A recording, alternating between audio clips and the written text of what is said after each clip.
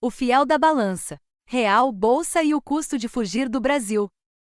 O gráfico que compara a evolução do câmbio dólar-real e do índice Bovespa, normalizados em bases 100 a partir de 24 de dezembro de 2024, não é apenas um registro histórico. É a validação visual de uma tese construída com método, antecipada com precisão por quem optou por lógica em vez de pânico. A leitura é direta e implacável. Em pouco mais de 16 meses, o Ibovespa saiu de 100 para 154,2, uma valorização de mais 54% sobre a base. No mesmo período, o dólar real recuou de 100 para 80,6, uma queda de 19,4%, representando uma valorização equivalente do real frente ao dólar. As duas curvas caminham em direções opostas, de forma consistente, sem reversão estrutural. Quem estava no Brasil posicionado em ativos reais capturou esse movimento. Quem saiu apavorado, vendeu na Bacia das Almas e comprou dólares no pico do estresse, está hoje mais apavorado ainda. E com razão. Para entender o que aconteceu, é preciso compreender o mecanismo que chamamos de dupla alavanca. A forma como o tripé macroeconômico brasileiro tem sido operado historicamente cria uma condição peculiar.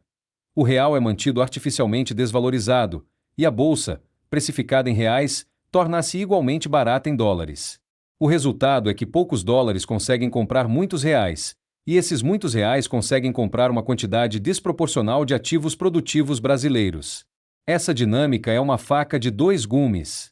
Por um lado, ela cria uma janela de entrada extraordinária para o capital externo, e é exatamente o que ocorreu. Por outro, ela representa um custo brutal para o investidor doméstico que, tomado pelo pânico narrativo, converte seus ativos em moeda estrangeira no momento errado. Vamos aos números. O investidor que saiu do Brasil em dezembro de 2024 com R$ 1 milhão converteu aproximadamente US$ 160 mil, a taxa de R$ 6,20. Hoje, esses mesmos dólares valem cerca de R$ 785 mil, a taxa de R$ 4,91. Enquanto isso, quem ficou na bolsa transformou o mesmo R$ 1 milhão em aproximadamente R$ 1.542.000. A diferença entre as duas decisões, em apenas 16 meses, é de quase R$ 760 mil. Esse é o preço do pânico.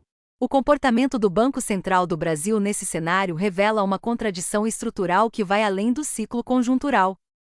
Em abril e maio de 2026, com o real se valorizando de forma acelerada e o dólar atingindo os menores patamares em mais de 2 anos, R$ 4,91 em 5 de maio de 2026, o Banco Central realizou leilões de swap reverso, uma operação equivalente a comprar dólares no mercado futuro para conter a apreciação do real. A última vez que o Banco Central havia realizado esse tipo de operação havia sido em 2016, 10 anos atrás.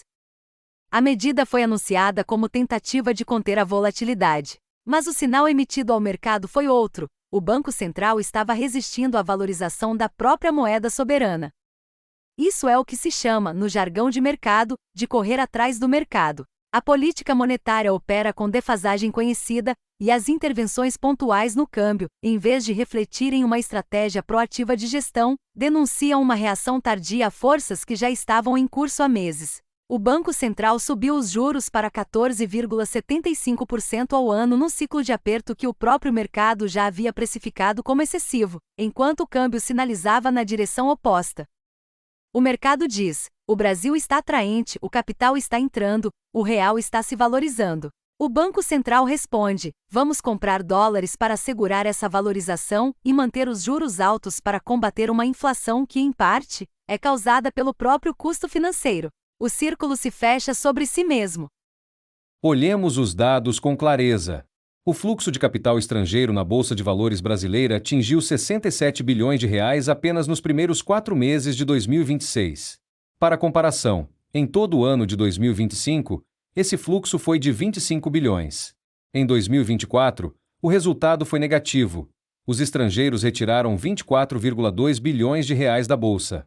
A inversão é dramática. Em menos de 2 anos, o Brasil passou de destino que os estrangeiros abandonavam para o que analistas do Bank of America chamaram de um novo ouro. E enquanto isso acontecia, o Banco Central mantinha a Selic em 14,75%, com juros reais acima de 9% ao ano, os mais altos do mundo. A pergunta que se impõe é simples: se o capital está entrando, Se o real está se valorizando, se a bolsa está subindo, para quem exatamente serve uma taxa de juros real de 9%? A resposta, infelizmente, não é o Brasil que trabalha e produz.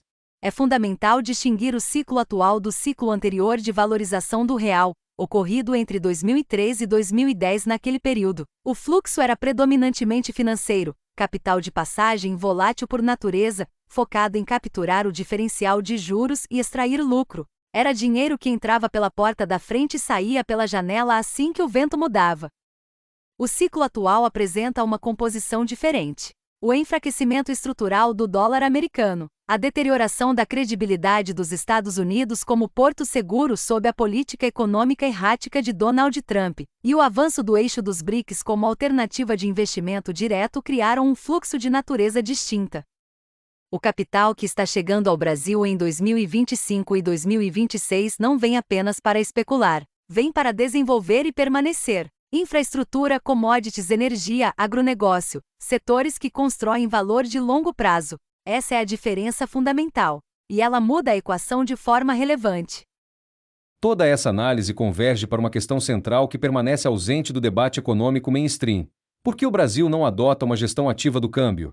A proposta do câmbio neutro, uma banda cambial gerida ativamente pelo Banco Central, que vende reservas quando o real está fraco e compra quando está forte, não é uma ideia radical.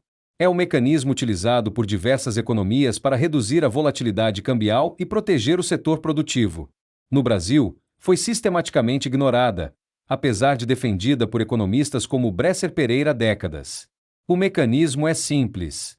Com estabilidade cambial garantida, a inflação importada seria controlada sem necessidade de juros reais escorchantes. Com juros reais limitados a no máximo 2% ao ano, o custo da dívida pública cairia, liberando recursos para investimento.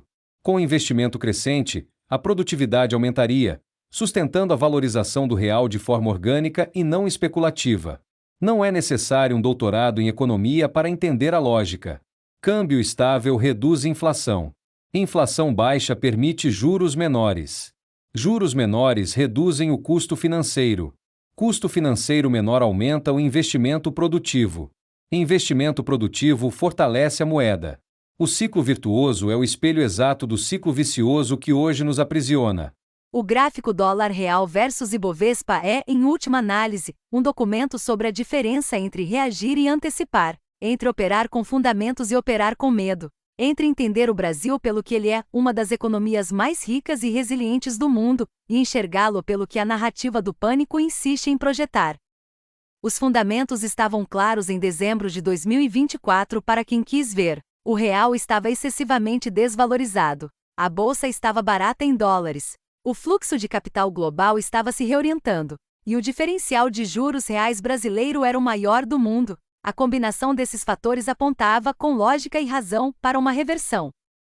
Essa reversão aconteceu.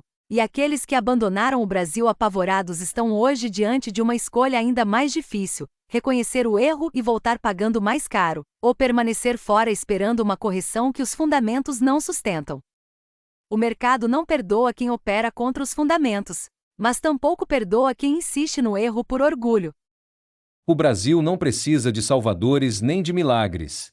Precisa de uma gestão cambial honesta, de juros reais civilizados e de uma política monetária que sirva ao país inteiro, não apenas a quem lucra com a volatilidade. Quando isso acontecer, o gráfico que hoje impressiona será apenas o prólogo de um movimento muito maior. Período analisado: 24 de dezembro de 2024 a 5 de maio de 2026. Fonte dos dados: Yahoo Finance.